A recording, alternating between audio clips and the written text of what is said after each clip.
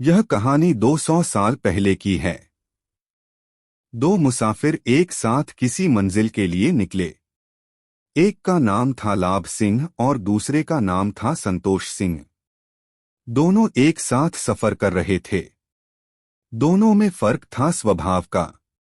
जहां संतोष सिंह अपने नाम की तरह ही संतोषपूर्ण जीवन जीने वाला और दयालु था, तो लाभ सिंह स्वभाव से बहुत कंजूस और लालची स्वभाव का था। दोनों कई दिनों से लगातार सफर कर रहे थे, इसलिए थकान और भूख से दोनों की हालत खराब हो गई थी। दोनों चलते चलते एक गांव तक आ पहुंचे। वहां उन्होंने एक गरीब साधारण सी बूढ़ी औरत के घर पर जाकर उसे आराम करने के लिए पूछा। बूढ़ी औरत स्वभाव से अच्छी थी। उसने दोनों को आराम करने की जगह दे दी और उनकी हालत देखकर उन्हें खाना भी खिला दिया। बूढ़ी औरत ने दोनों से काफी बातें की और बातों ही बातों में उसे पता चल गया कि दोनों एक बहुत लंबे सफर के लिए निकले हैं। अगले दिन जब दोनों मुसाफिर अपने सफर के लिए जाने लगे, तब उस बूढ़ी औरत ने दोनों को सफर में खाने के लिए रोटियां बांध कर दी। बूढ़ी औरत ने संतोष सिंह को 3 रोटियां बांधी और लाभ सिंह को 2 रोटियां बांधी। उसने ऐसा इसलिए किया क्योंकि उनके साथ की गई बातों से वह दोनों के स्वभाव को अच्छे से जान चुकी थी। दोनों अपने सफर में आगे बढ़े तब लाभ सिंह संतोष सिंह से बोला, देखो उस बूढ़ी औरत ने मेरे साथ का कैसा पक्षपात किया है। उसने तुम्हें 3 रोटियां और मुझे सिर्फ 2 रोटियां दी है। संतोष सिंह ने उसे समझाते हुए कहा, कोई बात नहीं दोस्त, यह 5 रोटियां हम दोनों के लिए काफी है। शायद हम इतनी खा भी नहीं पाएंगे। अगर तुम्हें लगेगा कि तुम्हें और चाहिए तो हम मेरी तीसरी रोटी को आधी बांट कर खा लेंगे। दोनों ने अपना सफर जारी रखा।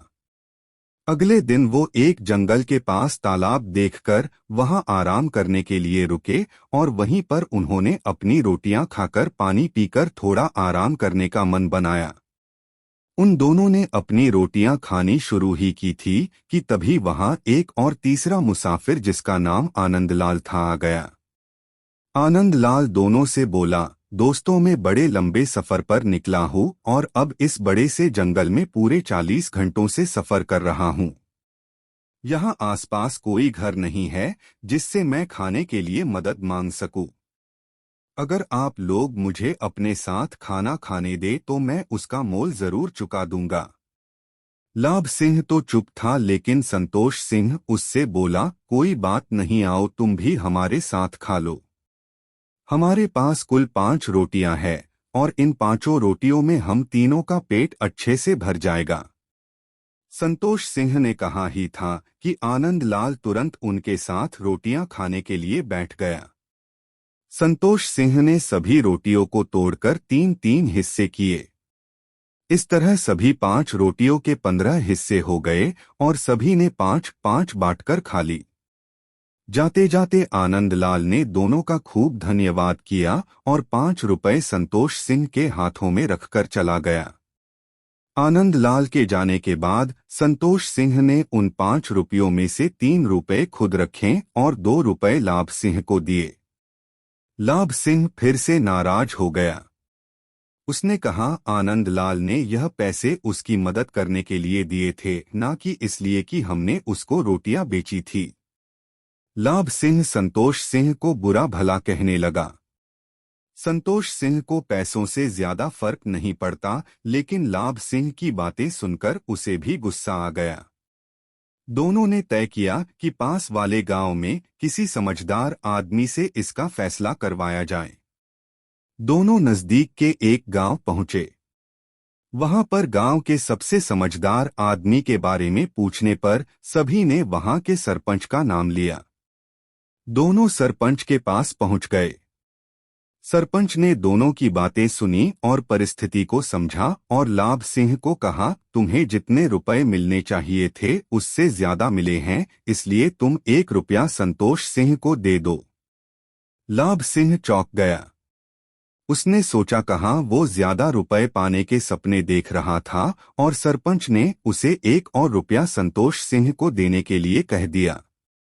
उसने जब ऐसा करने का कारण पूछा तो सरपंच ने समझाते हुए कहा, देखो संतोष सिंह के पास 3 रोटियां थी जिसके 9 टुकड़े किए गए और तुम्हारे पास 2 रोटियां थी जिसके 6 टुकड़े किए गए। तुमने अपने 6 टुकड़ों में से खुद ने 5 टुकड़े खाए और बचा हुआ सिर्फ 1 टुकड़ा ही तुमने आनंदलाल को दिया। यानी कि आनंदलाल को बाकी के 4 टुकड़े संतोष सिंह ने दिए थे। अगर हम 1 टुकड़े के लिए 1 रुपया पकड़े तो तुमने सिर्फ 1 रुपया मिलना चाहिए, इसलिए तुम 1 रुपया संतोष सिंह को दे दो। अगर तुम रोटी बेचकर पैसा कमाते तब भी तुम्हें 1 रुपया मिलना चाहिए था, और अगर तुम्हें मदद करके पैसे मिले हैं तब भी तुम्हारी मदद संतोष सिंह की मदद से कम है, इसलिए दोनों ही सूरतों में तुम्हें सिर्फ 1 रुपया ही मिल पाएगा। लाभ सिंह को सरपंच के बात माननी पड़ी। सरपंच की समझदारी और सूझबूझ देखकर उसके गांव वाले और संतोष सिंह ने उनकी खूब वाहवाही की। लाभ सिंह को अपने लालच की कीमत चुकानी पड़ी।